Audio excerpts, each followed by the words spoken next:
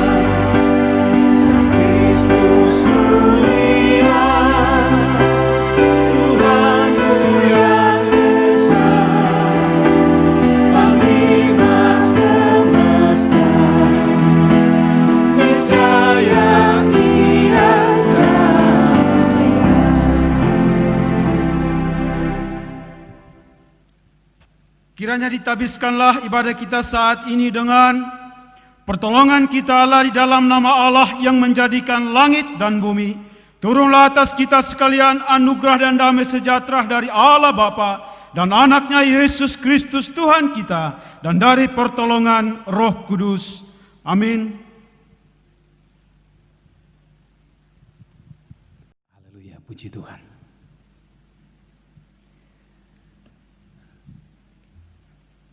Salam dalam kasih Tuhan kita Yesus Kristus. Shalom. Shalom buat Bapak Ibu Saudara yang ada di rumah. Dan saya percaya bahwa semua kita ada dalam anugerah Tuhan. Semua dalam pertolongan Tuhan. Sehingga sampai saat ini kita boleh ada sebagaimana kita ada. Kita percaya bahwa kasih Tuhanlah yang selalu menolong, bahkan memberkati akan kehidupan kita. Puji nama Tuhan. Berita hidup baru kita pada hari ini terambil di dalam Sefanya, pasalnya yang ketiga, ayatnya yang ke-17 yang berbunyi demikian. Tuhan Allahmu ada di antaramu sebagai pahlawan yang memberi kemenangan. Ia bergirang karena engkau dengan sukacita. Ia membaharui engkau dalam kasih-Nya. Ia bersorak-sorak karena engkau dengan sorak-sorai. Amin. Bapak Ibu Saudara sekalian, mari kita mau bersukacita dalam Tuhan dengan pujian kita. Bersoraklah oleh karena kasih anugerah Tuhan selalu nyata dalam setiap hidup kita. Naikkan pujian ini bersama-sama dengan penuh sukacita. Masuk hadiratnya dengan hati yang bersyukur hanya kepada Tuhan kita Yesus Kristus. Mari sambil kita bertepuk tangan, tanda kita bersukacita di dalam Tuhan kita Yesus. Amin. Haleluya. Angkat suara sama-sama katakan. Masuk hadiratnya dengan hati bersyukur, memuji Dia, memuji Dia. Masuk hadiratnya dengan hati bersyukur, memuji Dia, memuji Dia. Dipuji, dipuji dan hormat, tinggikan namanya. Oh Yesus, Raja segala raja. Mari lebih lagi bagi Tuhan. Masuk hadiratnya, masuk hadiratnya dengan hati bersyukur, memuji Dia, memuji Dia. Masuk hadiratnya dengan hati bersyukur, memuji Dia, memuji Dia. Dipuji dan hormat, tinggikan namanya. Oh Yesus, Raja segala raja. Mari tinggikan Tuhan kita, katakan bersama. ditinggikan dengan sorak-sorai, Allah ditinggikan dengan sangkakala, Allah ditinggikan dengan sorak-sorai. Bersoraklah bagi Tuhan, amin. Bersoraklah bagi Tuhan, biar sangkakala berbunyi, ya. Tepuk tangan puji Tuhan. Allah diagungkan, Allah diagungkan, Allah diagungkan tinggi. Mari lagi katakan Allah ditinggikan, amin. Allah ditinggikan dengan sorak-sorai, Allah ditinggikan dengan sangkakala, Allah ditinggikan dengan sorak-sorai. Bersoraklah bagi Tuhan, kami bersorak, bersoraklah bagi Tuhan, biar sangkakala berbunyi. Tepuk tangan puji Tuhan. Allah diagungkan, Allah diagungkan, Allah diagungkan tinggi. Mari sama-sama katakan beri pujian, amin. Beri puji dan hormat, tinggikan namanya. Oh Yesus, Raja segala raja. Beri puji dan hormat, beri puji dan hormat, tinggikan namanya. Oh Yesus, Raja segala raja. Mari sekali lagi katakan beri puji dan hormat, beri puji dan hormat, tinggikan namanya. Oh Yesus, Raja segala raja. Berikan sorak-sorai kemuliaan hanya bagi Tuhan, amin. Mari satukan hati kita untuk kita berdoa. Terima kasih Tuhan, kami bersyukur buat hari yang Tuhan boleh berikan bagi kami. Kami bersyukur untuk saat yang indah di mana kami boleh lagi dapat menikmati semua kebaikan Tuhan. Kami boleh dapat menikmati akan pemeliharaan Tuhan dalam setiap kehidupan kami. Hari demi hari yang telah kami lalui, waktu demi waktu yang telah kami lewati bersama. Kami percaya ada penyertaan yang sempurna yang Tuhan boleh berikan dalam setiap kehidupan kami. Khususnya kami keluarga Karmel Tuhan. Kami boleh bersatu hati bersyukur hanya kepadamu Tuhan. Betapa baiknya Engkau Tuhan dalam hidup kami. Engkau Tuhan yang selalu memperhatikan kehidupan kami. Bahkan Engkau Tuhan yang memelihara kehidupan kami dari hari ke hari, bahkan setiap saat dalam hidup kami. Dan kami terlalu sadar bahwa hidup kami ada oleh karena anugerah Tuhan. Kami hidup oleh karena kebaikan Tuhan. Dan hari ini kami boleh ada sebagaimana kami ada. Kami boleh sehat, kami kuat, kami masih bisa bernafas. Kami percaya semua ini oleh karena kasih dan anugerah Tuhan. Oleh sebab itu Tuhan, dengan apa kami bisa balaskan semua kebaikan Tuhan yang Tuhan boleh nyatakan dalam hidup kami. Selain kami datang di hadirat Tuhan, kami memuji Tuhan, meninggikan Engkau Raja di atas segala raja. Sebab Engkau lah yang layak terima pujian dan sembah kami. Oleh sebab itu Tuhan, kami menyerahkan akan ibadah kami pagi hari ini ke dalam tangan Tuhan. Dari awal, pertengahan, bahkan sampai pada akhirnya kami percaya semua dalam pertolongan Tuhan, semua di dalam tuntunan Tuhan. Biarlah sukacita kami melimpah-limpah di dalam Engkau. Ucapan syukur kami betapa Engkau baik dalam hidup kami, bahkan sangat baik, teramat baik dalam hidup kami. Oleh sebab itu Tuhan, kami menyerahkan semuanya di dalam tangan Tuhan. Biar kami boleh dapat meninggikan Engkau. Kami sembah Engkau, kami agungkan Engkau, Raja di atas segala raja. Terpujilah Engkau Tuhan kekal selama-lamanya. Kuasa gelap dalam bentuk rupa apapun coba mengganggu akan ibadah kami pagi hari ini. Kami bersatu hati, kami menolak menghancurkannya di dalam nama Tuhan Yesus Kristus. Tuhan menguasai hati dan pikiran kami, bahkan mata kami tertuju hanya kepada Engkau Tuhan. Sebab sumber segala-galanya hanya ada di dalam Yesus Kristus Tuhan, yang memberikan sukacita, bahkan damai sejahtera Tuhan ada dalam hidup kami. Terpujilah Engkau Tuhan kekal selama-lamanya. Ini doa syukur kami panjatkan dalam satu nama yang ajaib dan berkuasa, dalam nama Tuhan Yesus Kristus kami berdoa dan bersyukur. Haleluya, amin. Jemaat Tuhan dipersilakan duduk kembali. Bersyukur karena janji Tuhan, Dia tidak akan pernah meninggalkan kita. Dia selalu ada dalam hidup kita. Apapun keadaannya, tetap percaya Dia selalu baik dalam hidup kita. Haleluya. Mari naikkan pujian ini, tanda syukur kita hanya kepada Tuhan. Betapa Dia baik dalam hidup kita. Terima kasih banyak Tuhan. Kasih-Mu, penyertaan-Mu sempurna dalam hidup kami. Mari naikkan pujian ini dengan kesungguhan hati. Katakan pujian ini. Setiap janji-Mu Tuhan ku simpan dalam lubuk hatiku.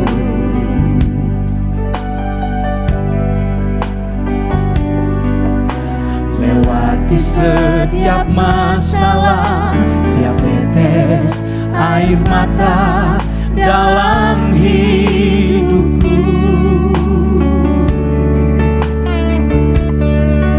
Janji-Mu mengubah hidupku, kasih-Mu menuntun langkahku dalam setiap waktu. Penolongku yang aku percaya. Angkat suaramu yang terbaik bagi Tuhan, ucapkan terima kasih-Mu. Katakan terima kasih buat kasih setiamu.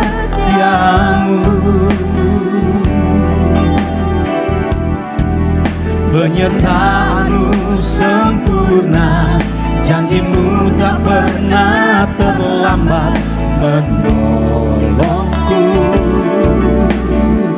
Terima kasih, terima kasih, ku berterima kasih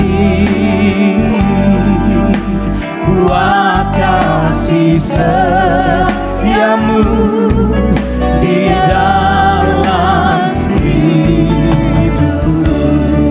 Mari jemaat Tuhan yang ada di rumah bersama-sama naikkan pujian ini. Katakan setiap janji-Mu, setiap janji-Mu Tuhan ku simpan dalam lubuk hatiku.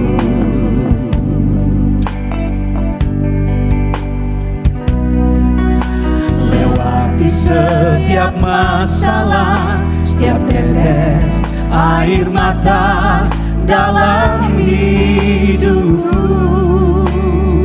Janji-Mu Tuhan, janji-Mu mengubah hidupku, kasih-Mu menuntun langkahku dalam setiap waktu.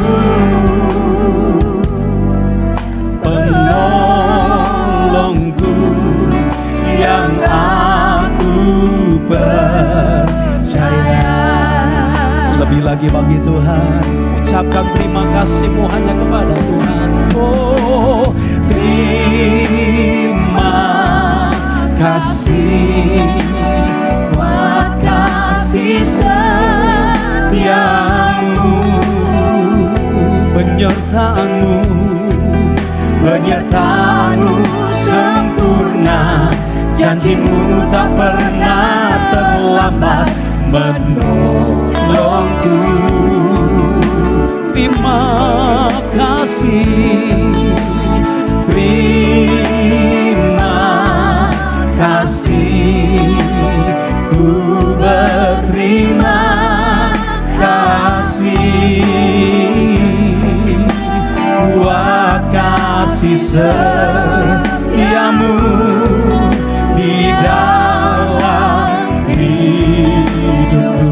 Mari sekali lagi, terima kasih Tuhan. Oh, terima kasih. Terima kasih kami hanya kepada-Mu Tuhan. Sebab kasih setiamu tidak pernah berubah selama-lamanya, bahkan sampai selamanya. Penyertaan-Mu sempurna, janji-Mu tak pernah terlambat menolongku. Kami terima kasih, terima kasih, ku berterima kasih buat kasih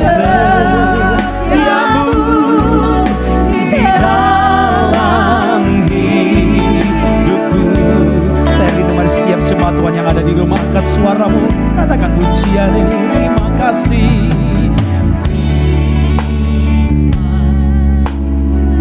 Kami akan tetap berterima kasih hanya kepadamu Tuhan.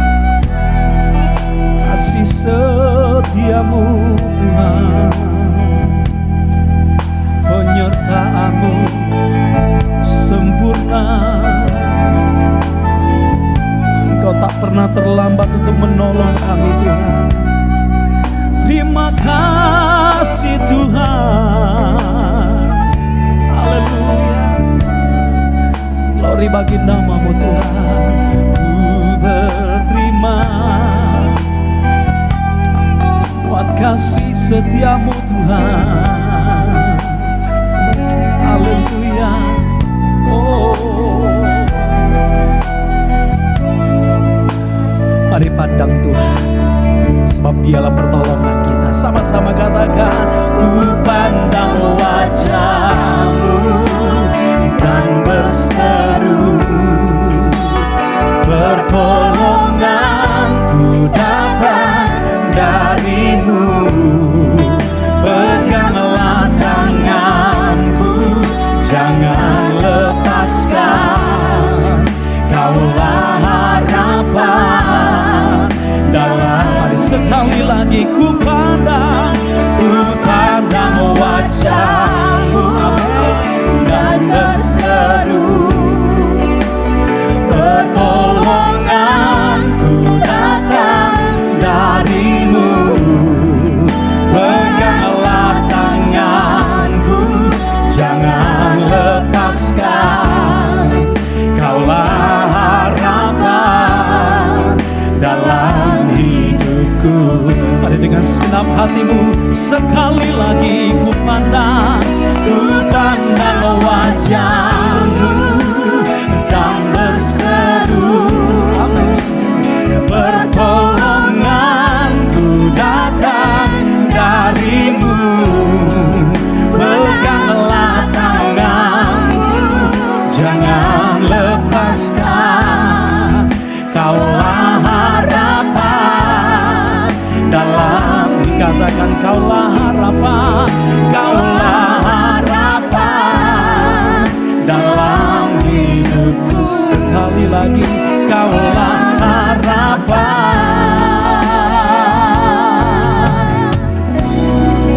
dalam hidupku. Bolehkah kita berikan tepuk tangan sekali lagi bagi Tuhan kita Yesus. Haleluya. Dia harapan dalam hidup kita. Dialah pertolongan kita yang tak pernah meninggalkan setiap kehidupan kita. Haleluya. Mari bersukacita dalam Tuhan, dan kita mau berkata, Engkau Allah yang baik, sangat baik, teramat baik dalam hidup kami. Mari naikkan pujian bersama-sama bagi saudara yang dikasihi Tuhan. Amin. Haleluya. Terpujilah Engkau Tuhan. Kami bersuka di dalam Engkau Tuhan. Boleh sama-sama katakan, Allah itu baik, sungguh baik bagiku. Ditunjukkannya kasih setianya, yang menyediakan yang ku perlukan. Menyatakan kebaikan, menyatakan kebaikan, menyatakan kebaikannya padaku.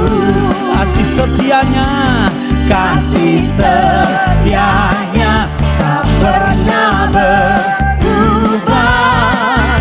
Dulu, sekarang, dan selamanya. Ajaiblah kuasa di dalam namanya. Yesus luar biasa. Dia luar biasa dalam hidup kita. Haleluya. Terpujilah Engkau Tuhan. Engkau Allah yang baik, sangat baik. Sekali lagi katakan, Allah itu baik, sungguh baik bagiku.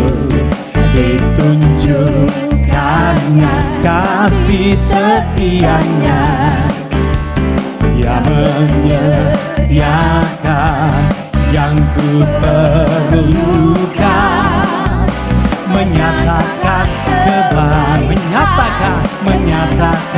kebaikan, menyatakan kebaikannya padaku. Kasih setianya tak pernah berubah, dulu, sekarang, dan selamanya. Ajaiblah kuasa di dalam namanya, Yesus ku keluar. Boleh sama-sama. Kasih setianya tak pernah berubah, dulu, sekarang, dan selamanya. Ajaiblah kuasa di dalam namanya, Yesus ku. Bolehkah jemaat Tuhan kita panggil berdiri bersama-sama? Jemaat saja katakan kasih setia. Amin. Tidak pernah berubah kasih setia Tuhan dalam hidup kita. Haleluya. Selama-lamanya Kau ajaib. Haleluya. Di dalam namanya Yesusku. Boleh sekali lagi. Kasih setianya semua. Kasih setianya tak pernah berubah, dulu, sekarang, dan selamanya. Amin. Ajaiblah kuasa di dalam namanya, Yesus ku luar biasa. Boleh tepuk tangan lebih lagi bagi Tuhan dengan penuh sukacita. Katakan bersama-sama, Tuhan Yesus baik. Amin. Sungguh amat baik untuk selamanya, untuk selama-lamanya. Tuhan Yesus baik. Sekali lagi, Tuhan Yesus baik, sangat baik, sungguh amat baik. Amin. Untuk selama-lamanya. Saya mau dengar setiap jemaat Tuhan lebih lagi. Tuhan Yesus baik, Tuhan Yesus baik. Haleluya, sungguh amat baik. Amin. Untuk selama-lamanya. Tuhan Yesus baik. Dari selama-lamanya, dari sampai selamanya, sampai untuk selamanya, untuk selama-lamanya. Yes, Tuhan Yesus baik. Segala kemuliaan hanya bagi Tuhan kita Yesus yang baik. Boleh berikan tepuk tangan bagi Tuhan. Amin. Yes, silakan duduk kembali Bapak Ibu Saudara yang dikasihi Tuhan. Puji nama Tuhan. Kita sudah bersuka cita dalam Tuhan. Kita bersyukur karena Tuhan memberikan sukacita itu terus ada dalam hidup kita. Dia menolong saudara, Dia menjaga saudara, Dia memelihara saudara sampai saat ini. Sebab apapun yang kita alami saat ini, percaya bahwa Tuhan tidak akan pernah meninggalkan kita. Naikkan pujian ini. Ya Yesusku berjanji setia padamu. Kami minta kepadamu Tuhan, Engkau selalu dekat dengan kami. Dimanapun kami berada, dimanapun kami melangkahkan kaki kami akan tetap percaya Engkau setia dalam hidup kami Tuhan. Terima kasih banyak Tuhan. Kami mau tetap bersyukur hanya kepadamu Tuhan. Amin.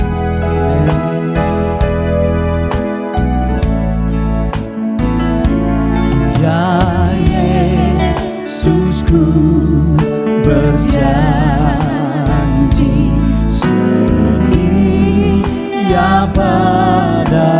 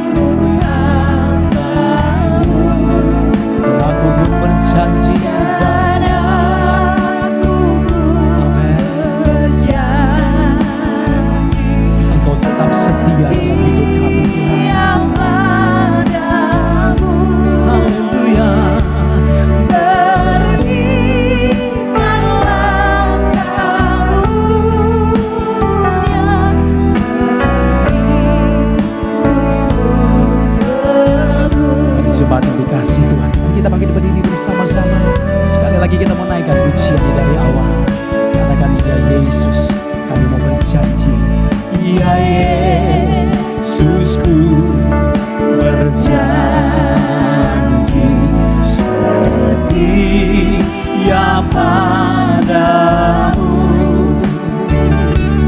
Ku minta Kau selalu dekat, ya Tuhanku.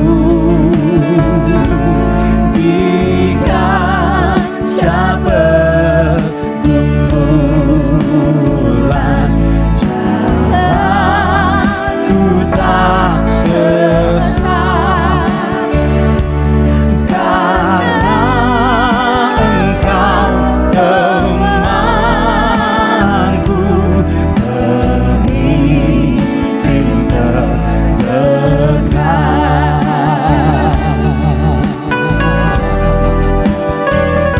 Katakan, dekatlah kami Tuhan, dekatlah aku Tuhan, dirimu dunia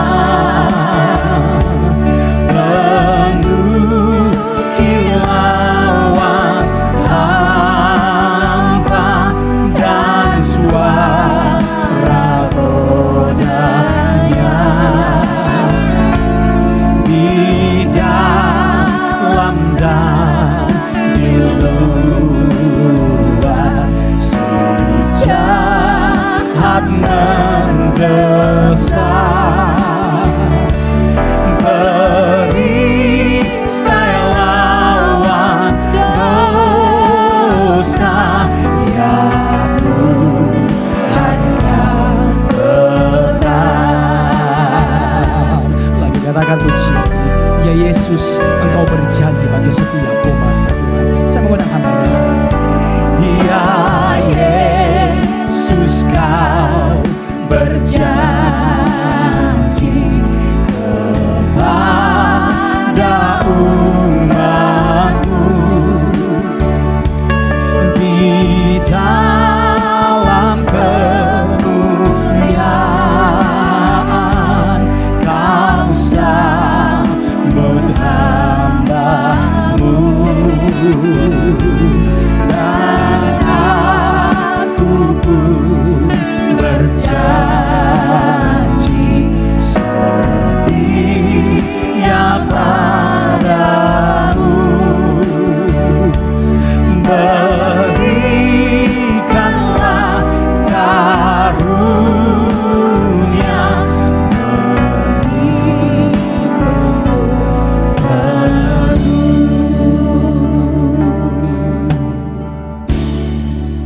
Mari kita berdoa. Bapa di surga, Bapa yang kami puji dan sembah di dalam nama Tuhan kami Yesus Kristus, Tuhan dan Juru Selamat kami yang hidup. Kami boleh bersyukur oleh karena pemeliharaan Tuhan kepada kami sekalian dari waktu ke waktu, sehingga pada hari ini kami ada sebagaimana kami ada. Kami percaya bahwa ini semua oleh karena berkat anugerah daripada Tuhan yang tidak pernah terputus di dalam kehidupan kami.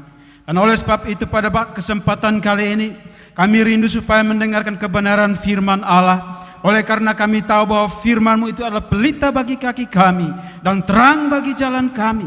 Kami tahu bahwa firman itu adalah dasar daripada kehidupan kami untuk kami mencapai masa depan. Dan oleh sebab itu berkati kami sekalian ya Tuhan. Ibu Bapa sekalian yang ada di rumah atau di mana saja mendengar, Tuhan boleh menolong. Dan demikian juga hamba-Mu yang menyampaikan, Tuhan boleh menolong kami sekalian. Sehingga setiap benih firman yang hamba sampaikan dan mereka dengar, boleh dapat kami lakukan dalam kehidupan kami hari lepas hari. Berfirmanlah kepada kami sekalian ya Tuhan, oleh karena kami sudah siap mendengarnya. Demi Kristus Tuhan yang hidup, kami sudah berdoa kepada Bapa di sorga. Amin. Shalom Ibu Bapak sekalian, silakan duduk dan mari kita membuka firman Allah, Alkitab kita sekalian.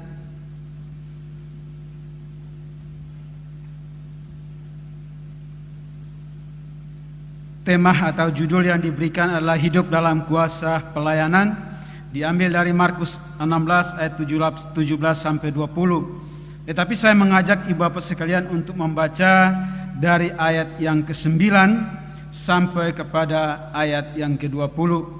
Demikian bunyi firman Allah dari Markus pasal yang ke-16 ayat yang ke-9 sampai dengan ayat yang ke-20.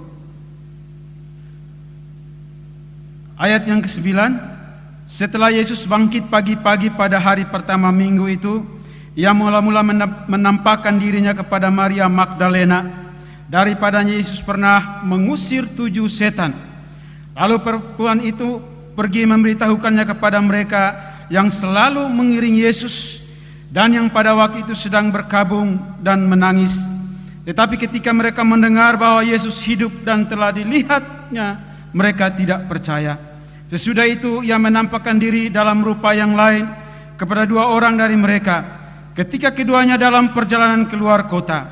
Lalulah kembalilah mereka dan memberitahukannya kepada teman-teman yang lain. Tetapi kepada mereka pun teman-teman itu tidak percaya. Akhirnya ia menampakkan diri kepada ke-11 orang itu ketika mereka sedang makan, dan ia mencelah ketidakpercayaan dan kegigilan hati mereka, oleh karena mereka tidak percaya kepada orang-orang yang telah melihat dia sesudah kebangkitannya. Lalu ia berkata kepada mereka, "Pergilah ke seluruh dunia, beritakanlah Injil kepada segala makhluk. Siapa yang percaya dan dibaptis akan diselamatkan, tetapi siapa yang tidak percaya akan dihukum. Tanda-tanda ini akan menyertai orang-orang percaya. Mereka akan mengusir setan-setan demi namaku. Mereka akan berbicara dalam bahasa-bahasa yang baru bagi mereka.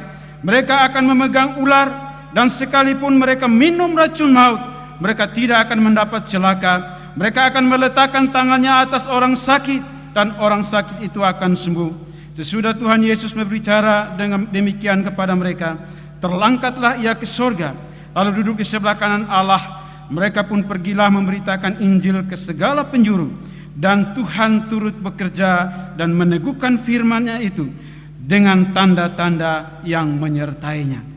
Demikian pembacaan firman Allah bagi kita sekalian. Dan yang dikatakan berbahagia adalah bagi setiap saya dan ibu bapak saudara-saudara sekalian yang setiap kali mendengar kebenaran firman Allah lalu menyimpannya, memeliharanya, dan melakukannya dalam sikap hidup hari lepas hari. Bapak ibu saudara-saudara yang dikasihi dalam nama Tuhan Yesus Kristus, judul kita hari ini adalah hidup dalam kuasa pelayanan. Markus 16 ayat 17 sampai dengan ayat yang ke-20. Nah ibu bapak saudara-saudara, mengapa kita melayani Tuhan? Maka jawabnya adalah seringkali orang memberi jawaban oleh karena panggilan Tuhan, atau dengan yang lain berkata bahwa oleh karena diperintah oleh Tuhan. Di dalam Markus 1 ayat 17, ibu bapak saudara-saudara, ketika Yesus berjalan di Danau Galilea dan memanggil murid-murid yang pertama, dia berkata demikian, "Mari ikutlah aku, akan kujadikan kamu menjadi penjala manusia." Saudara-saudara, bahwa Tuhan memanggil mereka untuk ikut Yesus. Dan dijadikan waktu Tuhan panggil mereka, mereka ikut Yesus, memenuhi panggilan itu. Dan waktu Yesus menjadikan mereka menjadi penjala, ada pembentukan di sana.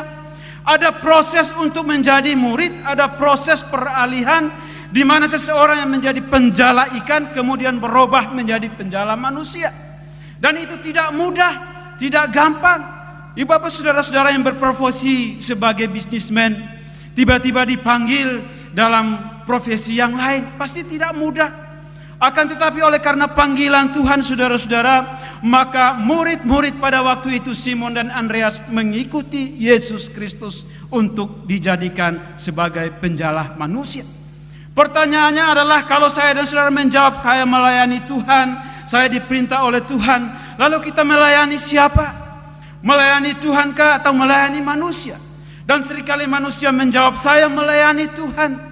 Saudara-saudara, pada waktu kita membaca dalam Matius 25 ayat 35 sampai 40, ketika Yesus menyampaikan perumpamaan, maka dia menyampaikan tentang akhir zaman. Dia berkata bahwa ada seorang tuan yang kemudian berkata kepada pengikut-pengikutnya, pada waktu aku telanjang, pada waktu aku kelaparan, pada waktu aku tidak ada apa-apa, aku masuk penjara, aku kelaparan, aku kehausan, kamu tidak memberi aku makan, engkau tidak memberikan aku pakaian. Lalu mereka bertanya, Tuhan, kapan kami melihat engkau lapar? Tuhan, kapan kami melihat engkau miskin? Kapan kami melihat engkau di penjara? Lalu dalam perumpamaan itu berkata, Tuhan itu berkata, jikalau engkau melakukan sesuatu itu kepada hambaku yang paling hina ini. Jadi Bapak saudara-saudara, pada waktu saya dan saudara-saudara berkata saya melayani Tuhan, maka secara kasat mata kita tidak bertemu dengan Tuhan. Kita bertemu dengan teman-teman kita bertemu dengan manusia-manusia yang berdosa. Alkitab berkata bahwa engkau disebut pendusta jika engkau berkata, aku mengasihi Allah, tetapi kepada saudaramu yang engkau lihat engkau membencinya. Dan oleh sebab itu setiap saya dan saudara-saudara berkata, saya melayani Tuhan, maka ingatlah bahwa kita berhadapan dengan manusia. Lalu pertanyaannya, cara dan bentuk bagaimanakah kita melayani Tuhan? Gereja secara organisasi menyatakan bahwa di dalam bentuk pelayanan gereja ada koinonia, ada marturia, dan ada diakonia. Koinonia adalah persekutuan ibadah seperti saya dan saudara-saudara hari ini. Tetapi marturia adalah kesaksian hidup saya dan saudara keluar. Alkitab berkata kamu adalah garam dan terang dunia. Dan kemudian pelayanan kasih diakonia, kita membagi berkat, membagi kasih kepada orang lain, baik itu dalam benda, baik itu dalam bentuk uang, atau dalam bentuk yang lain. Tetapi itu dikategorikan sebagai pelayanan struktural di dalam gereja, dan saya dan saudara-saudara ada di dalamnya. Bapak saudara-saudara, waktu Yesus memberi perintah kepada murid-murid sebelum dia naik ke surga, dalam bacaan kita Markus 16 ayat yang ke-9, secara khusus ayat yang ke-15. Sebelum Yesus naik ke surga, saudara-saudara, Yesus memberi perintah, pergilah ke seluruh dunia, beritakanlah Injil kepada segala makhluk. Bapak Ibu saudara-saudara, ini sangat menarik. Oleh karena apa? Oleh karena Yesus tidak membatasi mereka. Nah, paralel daripada ayat ini, saudara-saudara, pada bagian ini ada di bagian yang lain, yaitu mari kita lihat di dalam Matius pasal 28 ayat 19-20. Di situ dia berkata, karena itu pergilah, jadikanlah semua bangsa muridku, dan baptislah mereka dalam nama Bapa dan Anak dan Roh Kudus, dan ajarlah mereka untuk melakukan segala sesuatu yang telah kuperintahkan kepadamu. Dan kemudian bagian yang kedua, saudara-saudara, di situ dikatakan di dalam Lukas 24 ayat 47-48, dan lagi dalam namanya berita tentang pertobatan dan pengampunan dosa harus disampaikan kepada segala bangsa. Mulai dari Yerusalem, kamu adalah saksi dari semuanya itu. Kemudian satu ayat lagi yang paralel dengan ini adalah Kisah Para Rasul 1 ayat 8. Tetapi kamu akan menerima kuasa kalau Roh Kudus turun ke atas kamu, dan kamu akan menjadi saksiku di Yerusalem dan di seluruh Yudea dan Samaria dan sampai ke ujung bumi. Jadi Bapak saudara-saudara, perintah Tuhan Yesus kepada murid-murid adalah tidak terbatas. Pada konteks itu orang selalu memandang bahwa Roma adalah ujung bumi. Tetapi dalam konteks hari ini saya dan saudara-saudara, di mana saya dan saudara-saudara berada, maka itu adalah tugas saya dan saudara-saudara memberitakan Injil. Disitulah ujung buminya saya dan saudara-saudara sekalian. Nah, pertanyaannya Bapak saudara-saudara adalah, siapa yang memberitakan Injil? Dalam konteks ini saudara-saudara diberitahukan kepada murid-murid. Tetapi pada zaman itu kemudian murid-murid menghasilkan begitu banyak orang, begitu banyak murid-murid, begitu banyak pengikut. Maka jawabannya adalah pasti pendeta, pengkhotbah, penginjil. Mereka harus memberitakan Injil. Sebaik-baiknya seseorang pengkhotbah, pendeta, penginjil memberitakan Injil, saudara-saudara, selalu jauh dari sempurna. Tetapi Yesus yang memulai Injil itulah yang akan menyempurnakannya. Sehingga dengan demikian kita tidak perlu merasa malu, tidak merasa minder kalau kemudian kita memberitakan Injil gak ada orang yang percaya, banyak orang yang menolak. Lalu siapa lagi saudara-saudara yang harus memberitakan Injil? Jemaat, semua orang percaya. Di dalam Matius 28 ayat 20 dalam bacaan kita tadi, ajarkanlah kepada mereka segala sesuatu. Apa yang diajarkan oleh Yesus Kristus kepada murid-murid? Menyembuhkan orang sakit, berdoa, usir setan, dan kemudian pergi memberitakan Injil. Jadi semua orang yang percaya, termasuk anak-anak yang sudah percaya juga memberitakan Injil. Ada satu cerita dari satu daerah, Bapak saudara-saudara, dari daerah ini adalah seorang bapak dengan anaknya, profesinya sebagai petani. Lalu satu waktu dia memanggil anak-anaknya, dia bilang, "Nak, ikutlah papa kita ke kebun panen jagung, karena jagungnya sudah matang, sudah pas." Anaknya ambil karung, lalu mereka berdua berjalan. Waktu mereka sampai ke kebun, belum sampai kebun mereka, papanya mengajak masuk ke kebun yang lain. Lalu anak ini berkata kepada dia, "Papa, bukankah ini bukan kebun kita? Bukankah kebun kita di sana?" Papanya bilang, "Diam kamu. Taat nggak sih sama orang tua? Hormatlah orang tua." Karena anaknya diajar di sekolah minggu harus menghormati orang tua, taat kepada orang tua, maka dia bilang, "Iya papa." Naiklah mereka pagar kemudian masuk ke kebun orang. Papanya kemudian mengeluarkan karung, hendak mengambil jagung. Kemudian bapaknya berkata kepada anaknya, "Nak, coba lihat, kamu lihat ke kiri, ke kanan, ke muka, ke belakang, utara, selatan. Ada orang yang lihat kita enggak?" Lalu anaknya lihat seperti perintah papanya, dibilang, "Enggak ada papa." Papanya siap memetik jagung. Tetapi kemudian papanya tanya lagi, "Coba nak, kamu perhatikan lagi, pastikan bahwa enggak ada orang yang lihat." Lalu anaknya lihat kiri, kanan, muka, belakang, utara, timur, selatan. Dia bilang, "Tidak ada papa." Ketika papanya mau petik jagung itu, lalu anaknya, "Tunggu papa." Papanya, "Kenapa ada orang?" "Kiri, kanan, muka, belakang tidak ada orang papa, tetapi Bapa di atas sedang melihat kita." Kemudian papanya berhenti, saudara-saudara, dan tidak jadi. Lalu dia bilang, "Ayo mari kita ke kebun kita." Menurut saya anak ini telah memberitakan Injil melalui caranya, melalui apa yang dia percaya, apa yang dia miliki. Nah, Bapak saudara-saudara, yang berikut bagian yang keempat adalah orang percaya yang tersebar karena penganiayaan di Yerusalem memberitakan Injil. Dalam Kisah Para Rasul 8 ayat 1b sama ayat 4. Ketika terjadi penganiayaan saudara-saudara, maka dikatakan oleh firman Allah para rasul masih di Yerusalem. Tetapi orang-orang percaya kemudian tersebar.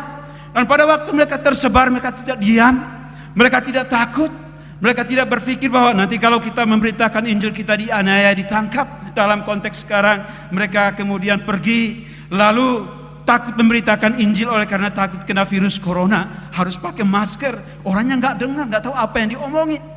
Nah, saudara-saudara, apakah kita perlu menunggu kemudian ada ancaman baru kita berkata, "Oh ya, kita memberitakan Injil"? Pemberitaan Injil, saudara-saudara, yang disampaikan kepada Yesus adalah untuk semua orang percaya.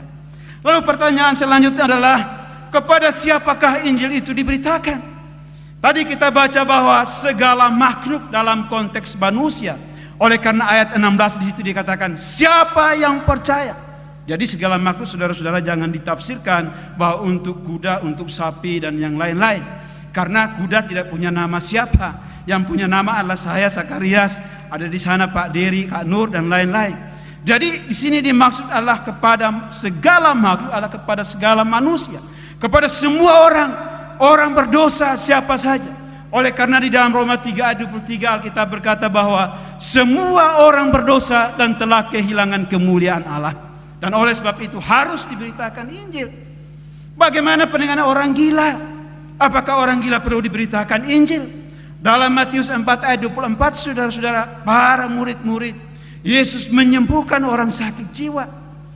Bapak saudara-saudara, di dalam pelayanan saya tidak pernah menghitung berapa banyak orang yang kemudian disembuhkan. Meskipun dulu kami harus mencatat berapa yang sembuh, berapa yang percaya Tuhan Yesus Kristus, berapa yang memiliki kesaksian. Tetapi kalau saya sudah mencatat, saya sudah berikan kepada atasan, maka saya melupakan itu.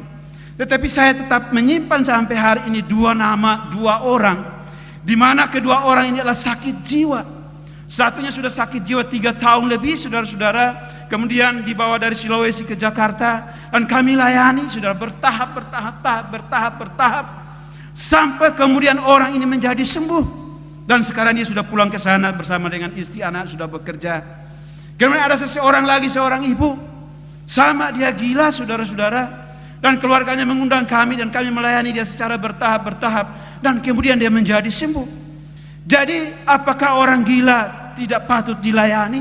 Dilayani, saudara.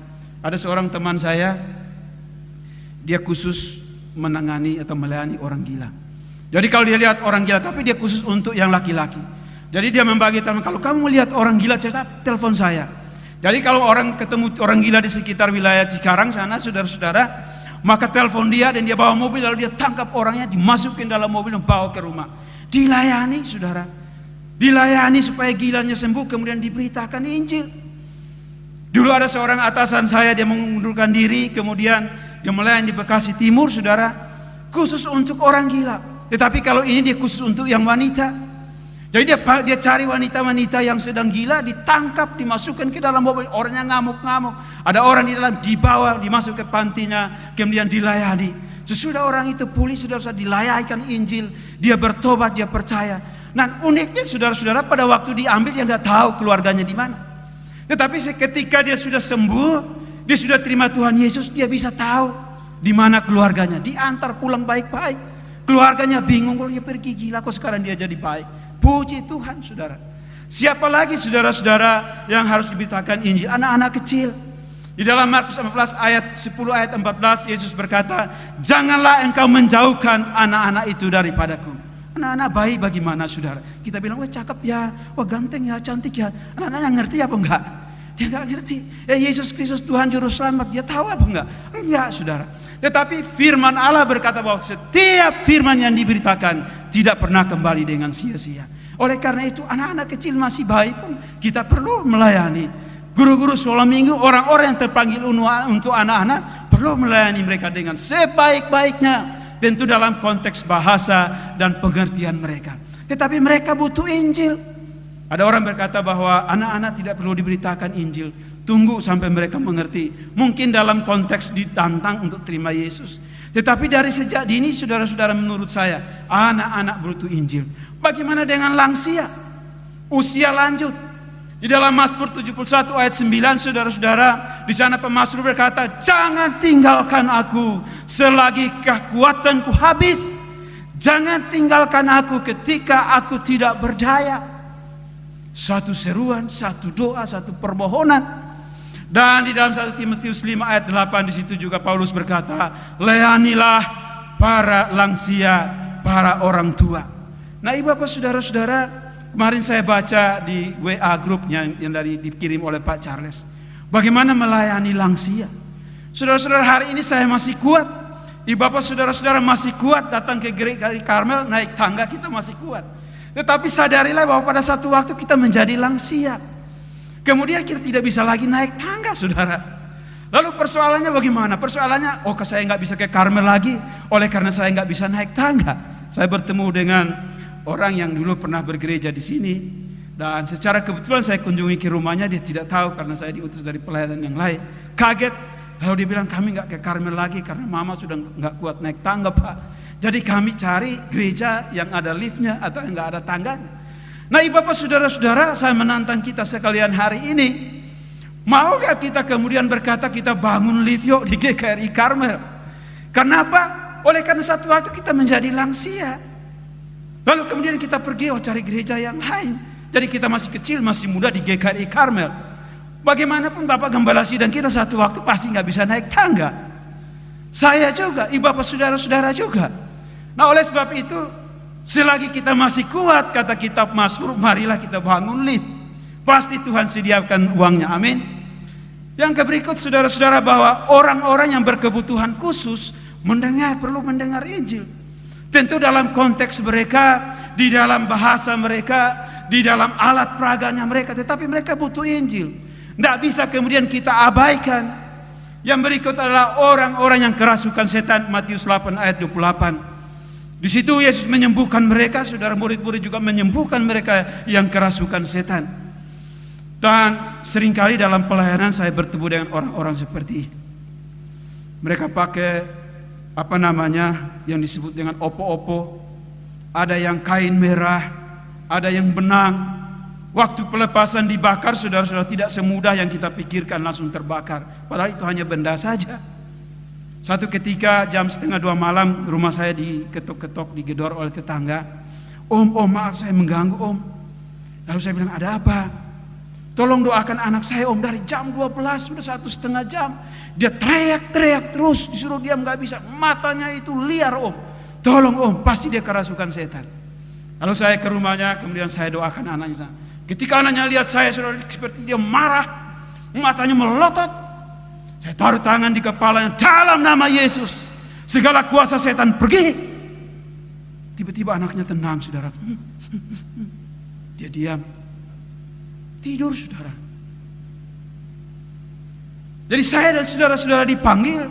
Jangan berpikir bahwa kalau misalnya hanya pendeta yang bisa usir setan. Kalau saya enggak, jemaat biasa. Saudara-saudara diberikan kuasa, kata Yesus Kristus. Persoalannya saya dan saudara-saudara mau menggunakan kuasa itu atau tidak. Kalau kita tidak menggunakannya, saudara-saudara, maka kuasa itu ada di dalam diri saya dan saudara-saudara, tetapi tidak bisa dimanfaatkan. Lalu kata Yesus ketika dia memberitakan mereka, pergilah beritakan Injil ke segala makhluk, ke semua orang. Dan Yesus bilang begini, aku memberi tanda yang menyertai engkau. Mengusir setan-setan. Itu tanda bahwa kemudian Yesus atau mereka memberitakan Injil. Dan banyak orang dirasuk roh jahat sembuh. Pelayanan Petrus dalam Kisah Para Rasul 5 ayat 16. Banyak orang yang kerasukan setan, saudara-saudara, mereka sembuh. Yang sakit kemudian sembuh. Jadi Tuhan betul-betul menyatakan kebenarannya di mana murid-murid ketika melayani Tuhan, ketika mereka memberitakan Injil, maka digenapi. Yang berikut, saudara-saudara, Paulus mengusir roh jahat. Di dalam Kisah Para Rasul 16 ayat 18, roh jahatnya pergi, orangnya sembuh. Bahkan di dalam Kisah Para Rasul 19 ayat 12, di situ mereka menaruh atau dibentangkan sapu tangan daripada Paulus, dan setiap orang yang kemudian kena daripada bentangan itu, bayangan itu, mereka menjadi sembuh. Kisah Rasul 19 ayat 12. Sangat dahsyat, saudara-saudara, ketika seseorang mau memberitakan Injil. Yang berikut, saudara-saudara, kata firman Allah yang menyertai mereka adalah berbicara dalam bahasa-bahasa yang baru. Kemudian orang menerjemahkannya dalam Kisah Rasul bahwa berbahasa roh atau berbahasa-bahasa yang lain. Dan murid-murid mengalami dalam Kisah Rasul 2 ayat 4, tetapi juga dalam Korintus. Kemudian di sana banyak orang berbahasa roh dan Paulus perlu menertibkan mereka. Bagian yang ketiga, saudara-saudara, bahwa mereka akan memegang ular. Di dalam bacaan Kisah Rasul 28 ayat 3 sampai 5. Ketika Paulus memegang ular, saudara-saudara, maka orang yang melihatnya berkata bahwa orang ini pasti mati oleh karena digigit ular. Tetapi Paulus mengibas tangannya, ular itu jatuh ke dalam api dan mati. Dan dia tidak apa-apa. Lalu mereka berkata bahwa orang ini pasti punya kuasa, orang ini pasti dewa. Tetapi itu menggenapi janji firman Tuhan bahwa digigit ular tidak apa-apa. Minum racun maut tidak celaka, di dalam Alkitab kita tidak melihatnya. Tetapi di dalam sejarah gereja, di dalam satu bagian dikatakan bahwa Yohanes, dia sering kali diracun maut, saudara-saudara, tetapi dia tidak mati. Bahkan dia dibuang di Pulau Patmos, tetapi dia tidak mati. Oleh karena apa? Oleh karena Tuhan menggenapi janjinya. Ibu bapak saudara-saudara, yang berikut adalah meletakkan tangan di atas orang sakit lalu sembuh. Petrus menyembuhkan orang lumpuh dalam Kisah Para Rasul 3 ayat 1 sampai 7. Dia sembuh, yang sakit sembuh. Kemudian Filipus menyembuhkan banyak orang dalam Kisah Para Rasul 8 ayat 7. Bukti dan tanda-tanda ini menunjukkan bahwa betul-betul murid-murid memberitakan firman Allah. Betul-betul Yesus menyertai mereka yang memberitakan firman Allah. Bagi saya dan ibu bapak saudara-saudara, kalau kita memberitakan firman Tuhan, maka dalam keadaan yang sulit, dalam keadaan apapun, percayalah bahwa Tuhan menyertai. Dan tanda-tanda itu, kata Tuhan, tidak berhenti pada waktu zaman rasul-rasul, tidak berhenti pada waktu ayat ini ditulis, tidak, saudara.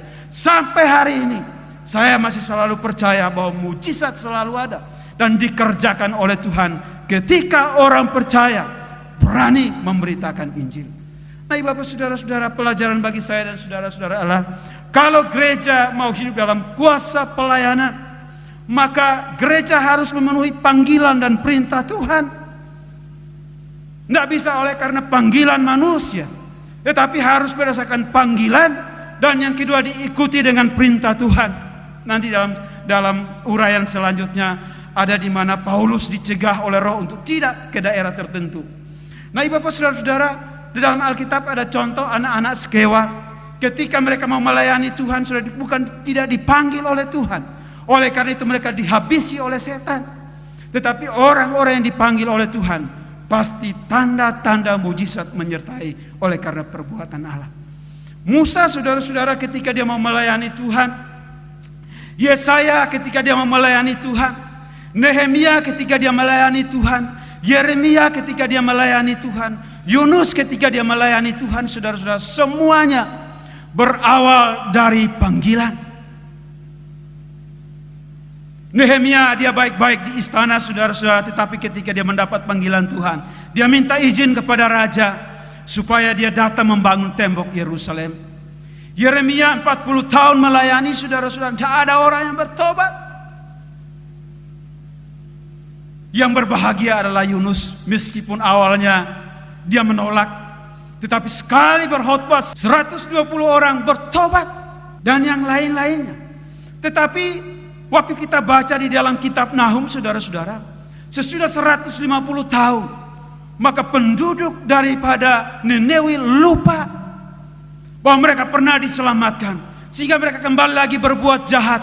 Maka melalui Nahum Tuhan nubuatkan bahwa nanti Nineve akan dihancurkan. Dan betul, saudara-saudara, Nineve dihancurkan. Sampai hari ini saudara cari kota Nineve tidak akan temukan.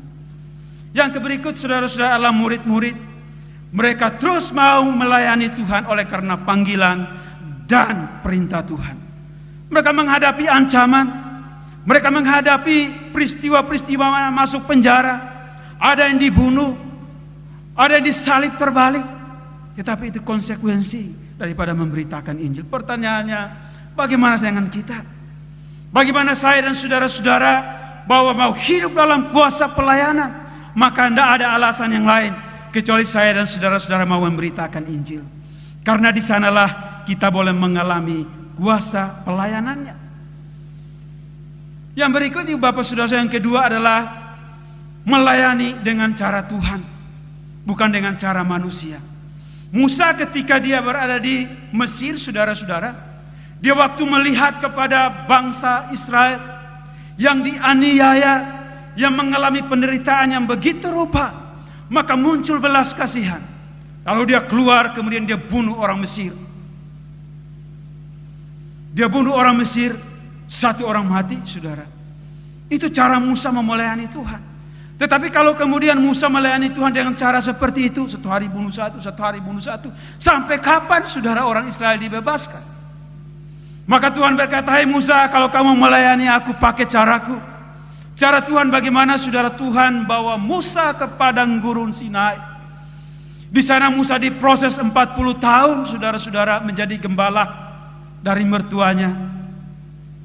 40 tahun kemudian sesudah dia diproses, baru Tuhan bilang, "Musa, sekarang engkau sudah hebat, engkau sudah matang. Baliklah ke Mesir, keluarkanlah saudara-saudaramu itu." Dan kita tahu, saudara-saudara, hasilnya. Musa ketika kembali ke Mesir, dia membawa orang Mesir, orang Israel keluar dari Mesir.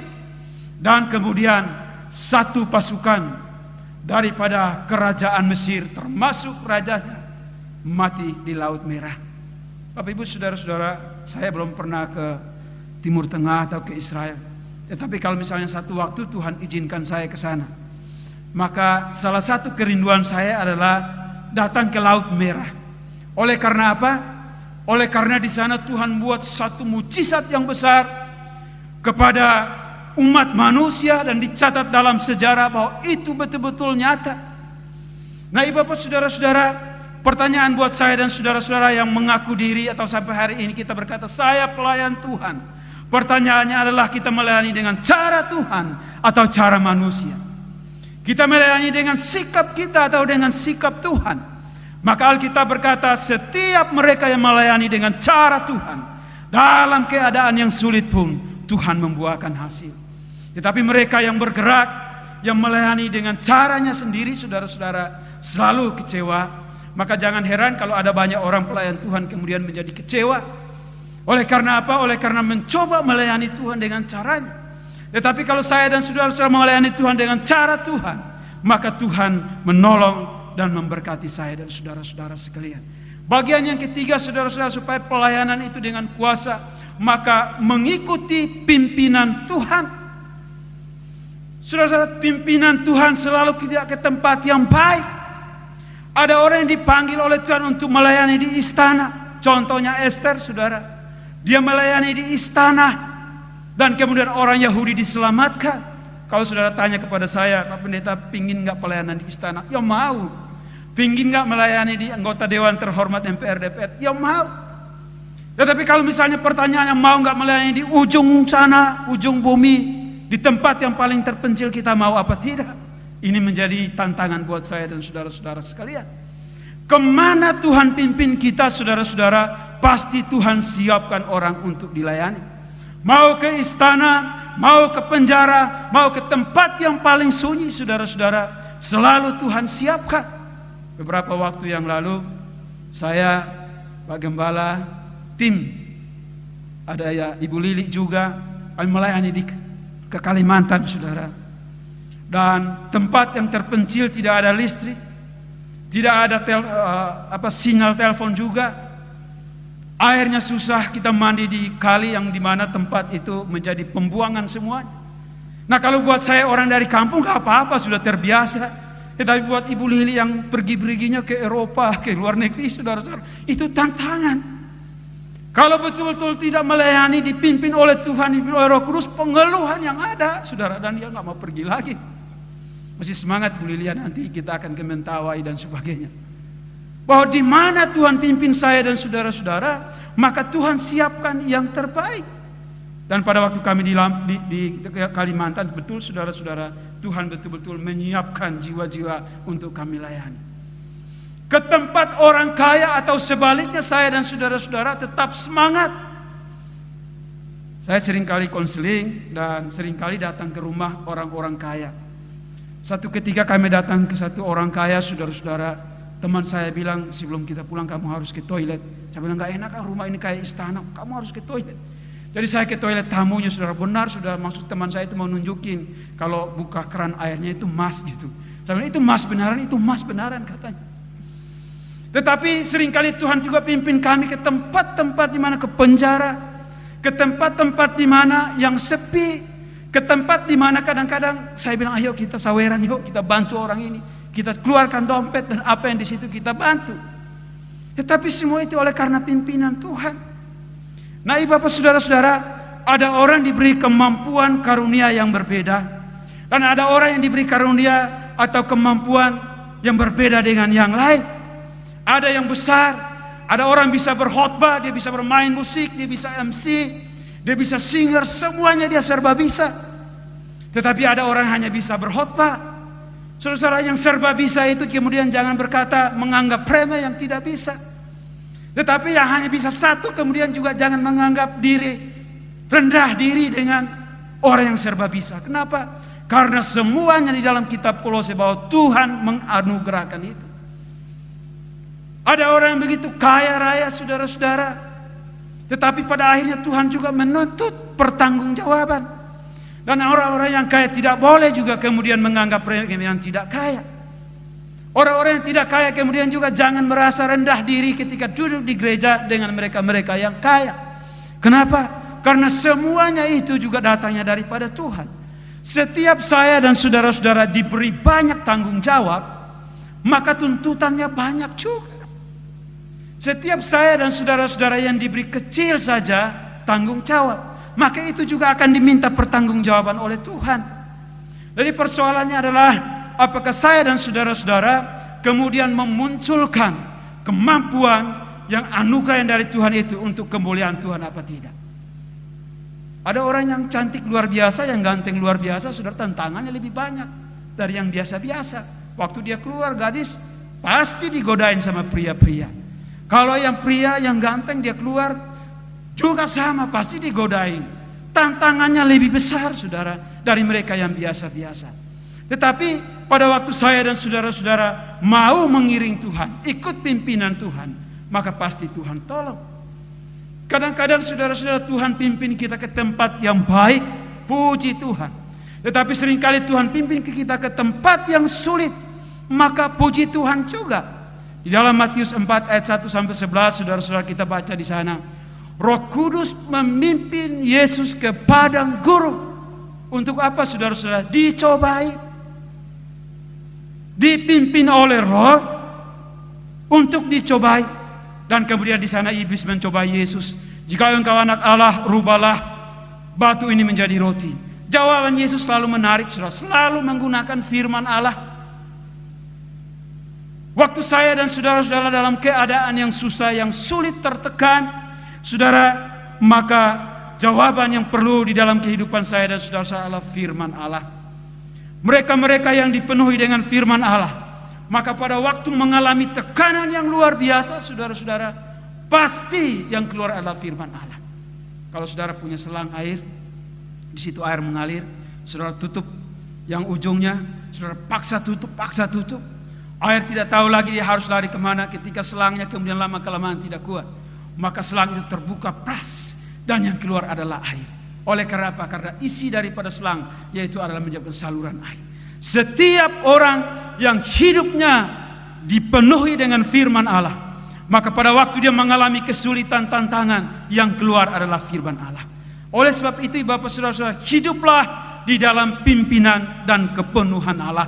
Di dalam kitab Kolose, di dalam kitab Efesus, Paulus berkata bahwa hiduplah di dalam kepenuhan Allah. Karena itulah yang membuat saya dan saudara-saudara menjadi pemenang. Yang berikut, saudara-saudara, Filipus dipimpin ke jalan yang sunyi.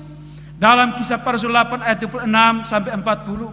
Waktu Filipus datang ke Samaria, saudara-saudara, banyak orang bertobat, banyak orang disembuhkan. Lalu di sana betul-betul Filipus dihormati, disanjung, dihargai.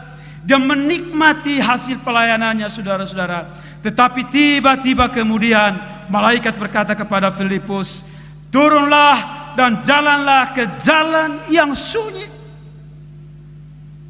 Dari tempat yang ramai, orang datang menghormati dia, hamba Tuhan yang luar biasa. Tetapi kali ini roh memimpin dia, melalui malaikat pimpin dia. Pergilah ke tempat yang sunyi. Ada siapa di tempat yang sunyi, saudara? Ada sida-sida. Dan ketika Filipus memberitakan Injil kepada sida-sida ini, dia menjadi bertobat. Dan inilah bibit orang awal pertama yang menjadi percaya di Ethiopia adalah sida-sida. Dan di dalam ayat yang ke-39, saudara-saudara, Filipus sangat sukacita. Oleh karena apa? Oleh karena melalui jalan yang sunyi, jalan yang senyap, Tuhan menyiapkan orang yang untuk dilayani. Jalan yang sunyi, tempat yang sunyi, tempat yang susah, Bapak saudara-saudara, Tuhan selalu menyiapkan jiwa-jiwa untuk kita layani. Pertanyaannya, persoalannya adalah kita mau apa tidak. Seringkali banyak orang memilih-milih pelayanan. Kalau jam segini enggak kalau kesini enggak Tetapi Alkitab berkata bahwa kalau orang itu kemudian mau mengikuti pimpinan Tuhan, meskipun itu pimpinan yang negatif, meskipun itu ke tempat yang sunyi, Tuhan menyediakan jiwa untuk dilayani. Paulus, saudara-saudara, pada waktu dia ada melayani di sana, saudara-saudara, di daerah Makedonia, dipimpin ke Makedonia. Dia waktu itu habis melayani, kemudian di situ dikatakan bahwa dia hendak ke Asia kecil, tetapi kemudian Roh berkata kepada dia, jangan ke sana. Jadi Roh Kudus mencegah Paulus untuk ke sana, tidak ke sana. Lalu dia datang ke daerah Filipi, saudara-saudara. Di daerah Filipi dia ditangkap, dia disiksa. Tetapi saudara tahu, di balik daripada itu, Tuhan menyiapkan seorang kepala penjara bersama keluarganya, kemudian menjadi bertobat. Hidup di dalam pimpinan Roh, di dalam pimpinan Tuhan, saudara, tidak pernah sia-sia. Bagi Bapak saudara-saudara yang berusaha, yang berbisnis, dalam membangun rumah tangga, dalam keadaan apa saja, seringkali kadang-kadang Tuhan mengizinkan kita melalui jalan-jalan yang terjal. Melalui usaha, kadang-kadang pas zaman Covid ini banyak orang pengusaha yang kemudian merasa payah dalam usahanya. Tetapi kita selalu percaya bahwa melalui jalan-jalan yang sulit, Tuhan seringkali buka jalan yang seringkali kita tidak mengerti dan kita pahami. Persoalannya kita memenuhi pimpinan Tuhan apa tidak. Sebagai pesan atau kesimpulan buat saya dan saudara-saudara hari ini adalah memenuhi panggilan dan taatilah perintah Tuhan apabila saya dan saudara-saudara melayani dengan kuasa yang daripada Tuhan. Yang kedua adalah Tuhan memimpin kita untuk melayani semua orang, tidak pilih-pilih. Semua orang berdosa, saudara-saudara, dikasihi oleh Yesus Kristus. Karena Yesus Kristus berkata, aku datang untuk orang yang berdosa. Karena itu bagi saya dan saudara-saudara melayani Tuhan, maka lihatlah, Yesus berkata, lihatlah padi sudah menguning, di manakah para pekerja itu? Banyak orang di luar sana, Bapak saudara-saudara, putus asa ketika menghadapi COVID-19. Saya dan saudara-saudara ikut mengambil bagian di dalamnya tentu. Ada seorang teman saya, hampir setiap hari, hampir setiap minggu, dia posting di Facebook, mobilnya itu penuh dengan sembako-sembako. Lalu dia kirim ke orang-orang yang membutuhkannya. Saudara, saya mendapatkan juga bingkisan dari gereja. Tetapi saya juga terpanggil ketika ada teman-teman yang saya lihat sadar dia susah. Maka saya ambil uang saya, datang ke Indomaret, saya datang ke sana, saya membeli juga beras, supermi, telur. Saya antar sendiri ke teman-teman, kepada orang yang saya melihat bahwa dia membutuhkan. Yang ketiga, saudara-saudara, ikutilah pimpinan Tuhan meskipun menjalani jalan yang susah dan sulit.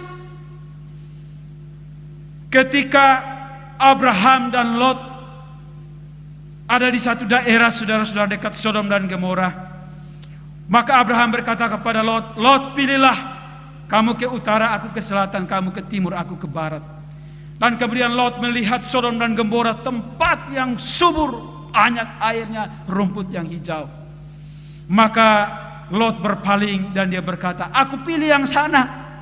Oleh karena apa, saudara? Lot mau melayani Tuhan, tetapi dia melihat kepada kondisi keadaan yang menjanjikan masa depannya. Maka dia ke sana. Akhirnya bagaimana, saudara? Lot kehilangan segala-galanya, termasuk istrinya yang dicintainya.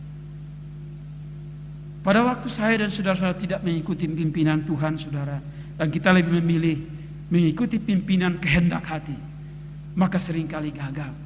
Bagian yang keempat, saudara-saudara, Tuhan selalu memberikan jiwa-jiwa untuk dilayani. Kalau kita mau melayani, kita memberitakan Injil, saudara, maka pasti Tuhan siapkan. Tidak peduli tempat itu baik apa tidak, tidak peduli kemudian sulit apa mudah, tapi kalau saya dan saudara-saudara mau, maka pasti Tuhan siapkan. Yang terakhir, yang kelima, kesimpulan buat kita sekalian adalah mau melayani dengan kuasa, penuh dengan kuasa daripada Tuhan, maka Tuhan Yesus menyertai dan selalu terjadi mujizat dalam pelayanan saya dan saudara-saudara sekalian. Saya selalu percaya bahwa mujizat selalu ada. Yang dahulu dikerjakan di dalam kebenaran firman Allah, dalam perjanjian lama, dalam perjanjian baru, itu selalu terjadi sampai hari ini. Dan karena itu, saudara-saudara, jangan pernah bertanya mujizat terjadi apa tidak. Ada orang tertentu yang diizinkan sakit luar biasa, bahkan seringkali menghadapi antara hidup dan mati, tetapi kemudian yang dia menjadi sembuh. Tujuannya apa, saudara? Supaya ketika dia melayani Tuhan, dia mengkonseling orang yang sakit, betul-betul dia merasakan bahwa saya pernah ada di situasi itu. Kiranya saya dan saudara-saudara boleh diberkati oleh firman-Nya. Mari kita berdoa. Bapa kami yang di surga, Bapa yang kami puji dan sembah dalam nama Tuhan kami Yesus Kristus, hamba sudah selesai berbicara menyampaikan kebenaran firman Allah, penuh dengan keterbatasan waktu dan penjelasan. Tetapi Engkau adalah Allah yang hidup, Roh Kudus yang berdiam di dalam setiap orang percaya, mampu menjelaskan secara detail, mampu memanggil mereka untuk menjadi pemberita-pemberita Injil, menjadikan mereka marturia, menyaksikan kesaksian hidup bagi dunia ini, sehingga banyak orang boleh datang kepada Kristus dan diselamatkan. Kami sangat meyakini dan sangat percaya bahwa apa yang dijanjikan oleh Tuhan di dalam perjanjian baru kepada murid-murid sampai hari ini, mujizat selalu ada dan selalu nyata dalam kehidupan kami. Oleh sebab itu kami berdoa dalam nama Tuhan Yesus Kristus, Tuhan boleh menyertai setiap kami yang melayani Tuhan, yang tentunya setiap hari berhadapan dengan manusia-manusia yang diajak, yang diinjili, yang ditantang untuk menerima Yesus sebagai Tuhan dan Juru Selamat pribadi, supaya mereka diselamatkan. Sertailah kami seperti janji-Mu Tuhan, sehingga dalam masa sulit kami tidak khawatir, dalam keadaan susah kami tidak takut, karena kami percaya Yesus Tuhan beserta dengan kami. Kami berdoa untuk bangsa dan negara kami, di mana bergumul untuk menyelesaikan COVID. Kami percaya bahwa hanya Tuhan Allah yang hidup yang sanggup menyelesaikannya. Dan oleh sebab itu Tuhan memakai bangsa dan negara ini dari pemerintahan presiden sampai ke bawahan. Dari orang-orang, para medis, para dokter, dan setiap orang-orang yang pandai. Tuhan boleh memakai mereka supaya COVID ini berlalu.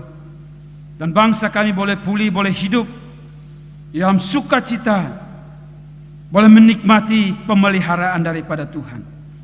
Kami juga berdoa untuk gereja kami, GKRI Karmel, setiap warga jemaat.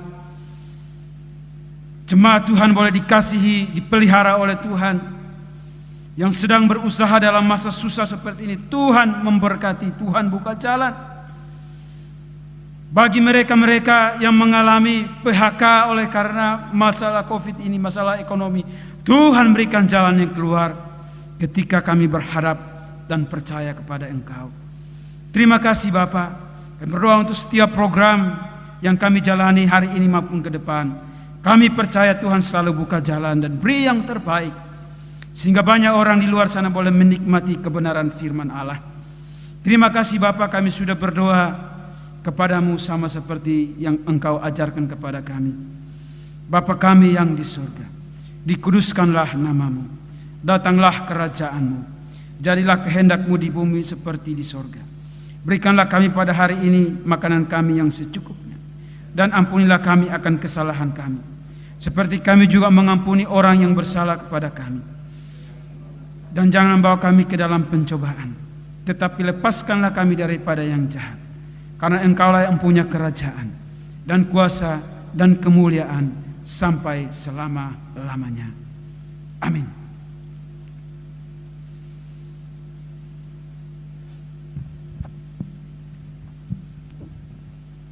Ibu bapak sekalian yang dikasihi oleh Tuhan Yesus Kristus, mari kita bangkit berdiri dan bersama-sama dengan orang percaya di seluruh muka bumi ini mengakui pengakuan iman rasuli.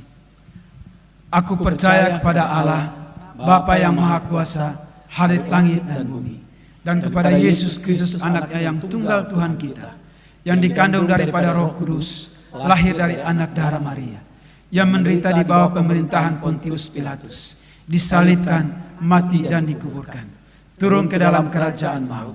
Pada hari yang ketiga, bangkit pula dari antara orang mati, naik ke surga, duduk di sebelah kanan Allah, Bapa yang Maha Kuasa, dan akan datang dari sana untuk menghakimi orang yang hidup dan yang mati. Aku percaya kepada Roh Kudus, gereja yang kudus dan am, persekutuan orang kudus, pengampunan dosa, kebangkitan daging, dan hidup yang kekal. Amin. Lagu pengutusan, apapun juga yang menimpamu.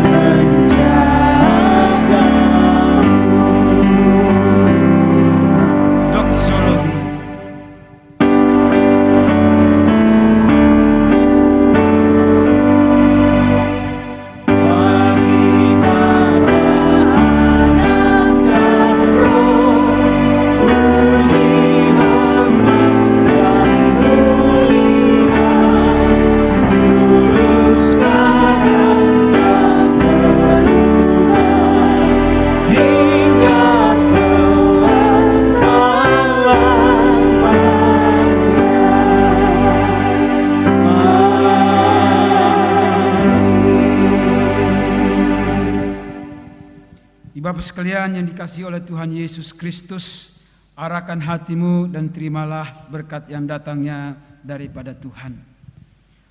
Adapun anugerah dari Allah Bapa dan kasih dari Tuhan Yesus Kristus, serta persekutuan dari Roh Kudus menyertai saudara-saudara sekalian, mulai dari saat ini sampai Yesus Kristus datang kembali dan sampai selama-lamanya.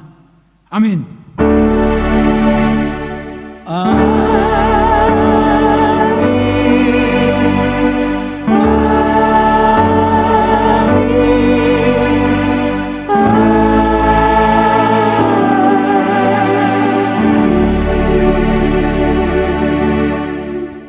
Silakan duduk, ibadah kita sudah selesai. Silakan duduk dan bersaat teduh di dalam Tuhan.